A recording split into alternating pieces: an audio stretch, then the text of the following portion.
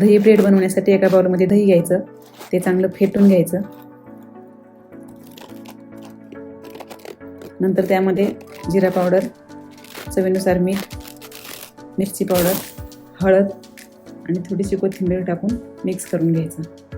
नंतर एका फोडणी भांड्यामध्ये जिरे, मोहरी, मिरची याचा तडका द्यायचा आणि तो त्या दह्यामध्ये घालायचा.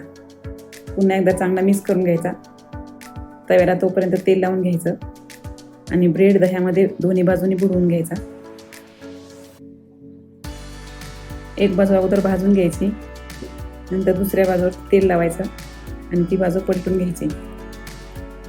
दोन्ही बाजू चांगल्या तांबूस रंगावरती भाजून घ्यायच्या.